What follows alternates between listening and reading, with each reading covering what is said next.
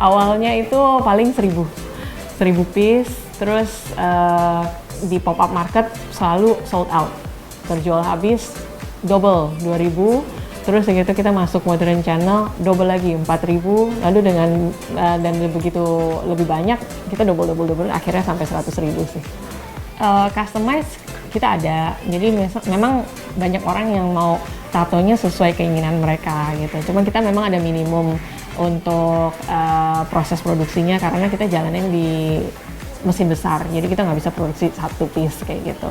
Memang mostly biasanya buat event sih ya, jadi misalnya kayak launching produk apa gitu ya, jadi biasanya kayak tas-tas branded kayak gitu, mereka sering tuh order ke kita karena mereka mau launching produk baru, mereka mau lebih catchy buat customer daripada yang kan sekarang mereka mostly pakai handband kayak gitu kan, atau cap kayak gitu.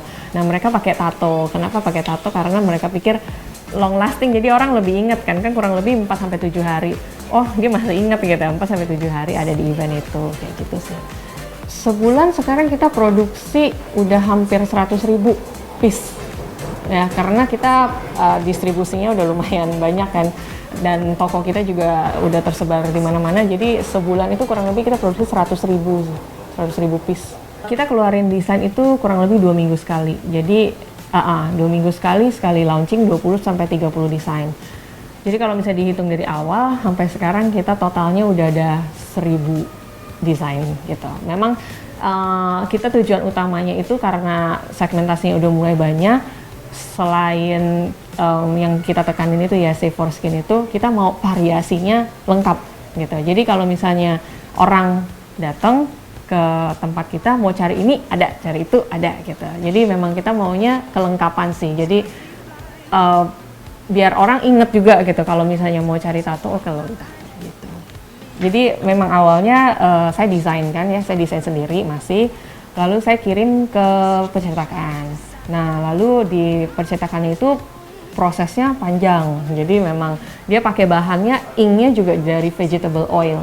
Makanya itu kenapa Safe for Skin, karena dia nggak pakai bahan yang bisa bikin kulit sensitif kayak gitu. Bahannya aja dari eco-friendly gitu ya, jadi dari vegetable oil.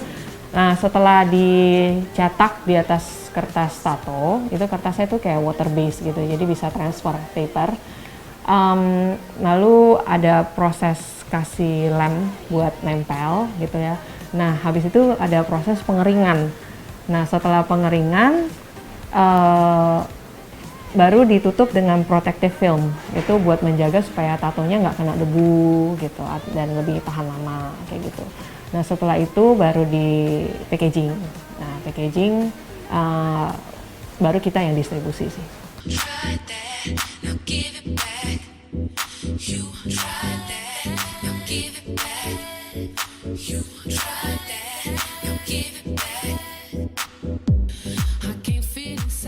Kalau untuk bahan ya kita bisa ambil dari luar, itu gampang gitu. Tapi untuk menciptakan environment-nya yang dust free itu yang susah. Nah percetakan di sini belum ada. Jadi kita udah survei sampai percetakan yang terbesar di Indonesia, mereka belum ada service untuk bikin tato.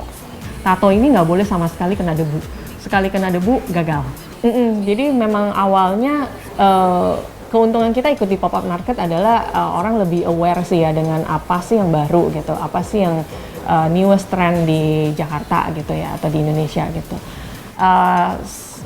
Kita begitu banyak ikut pop-up market, di-approach oleh pihak Gramedia dan Toys Kingdom waktu itu pertama kali awalnya. Jadi mereka approach, mau nggak masukin ke tempat kita, sepertinya cocok nih untuk segmentasinya begitu. Lalu kita pikir oh ya oke lah, untuk branding kita masukin kayak gitu. Nah setelah di Gramedia kita hampir masuk total hampir 100 cabang ya gitu. Di Toys Kingdom kita masuk semua cabang, 27 cabang. Nah dengan berjalannya waktu orang-orang mulai aware gitu ya, orang-orang mulai aware. Terus gitu beberapa modern channel lain ada yang approach kita dan ada juga yang kita approach gitu loh. Misalnya seperti yang kita approach itu paperclip kayak gitu ya. Jadi memang mereka langsung, oh ya saya udah lihat di sini, boleh deh masukin. Nah gitu, memang ada yang langsung, ada yang nggak langsung sih. Tapi mostly kita di approach sih gitu, di approach untuk masukin ke modern channel. Nah lalu setelah itu baru orang-orang bilang kalau di Modern Channel kan terbatas, kita cuma ada 1 tower gitu kan, terlalu sedikit desainnya gitu. Saya mau lihat yang lengkap, bisa nggak datang langsung gitu. Nah kita maunya sih mereka drive mereka ke website gitu. Kalau untuk orang luar kota sih biasa mereka drive mereka ke website ya. Cuman kebiasaan orang Indonesia, mereka kayaknya belum terlalu suka belanja di website gitu lah. Mereka maunya yang langsung, misalnya lewat telepon atau WhatsApp gitu, order langsung. Belum terlalu terbiasa dengan klik-klik terus gitu check out di website gitu. Lalu kita pikir, yaudah deh kita coba bikin outlet satu yang memang tampilin desain kita yang lebih banyak kayak gitu. Responnya bagus gitu kan.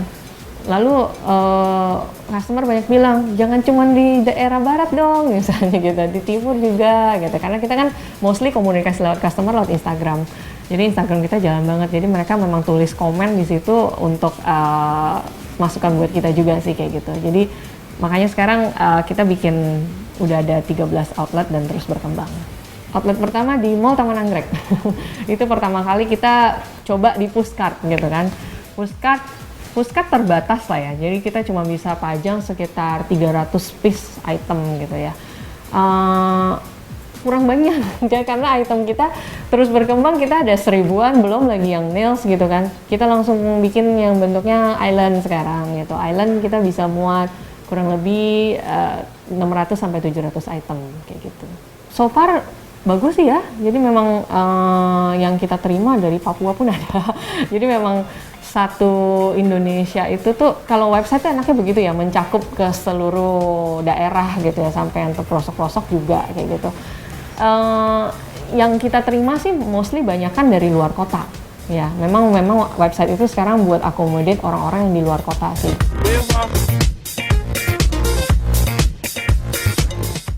Jadi kebetulan orang Indonesia yang tinggal di situ, mereka lagi kembali ke sini, lihat produknya, belum ada nih di luar negeri yang sebanyak ini variannya. Mereka di luar negeri udah ada seperti ini, udah biasa gitu loh. Tapi belum ada yang benar-benar dibikin khusus brandingnya kayak gitu dan dikembangkan. Dan jadi mereka tertarik banget buat ngembangin di luar negeri gitu.